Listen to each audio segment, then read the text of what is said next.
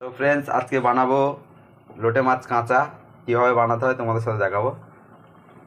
এই হলো আলু বেগুন কাঁচা দিয়ে দিলাম। এই আলু বেগুন দিলাম।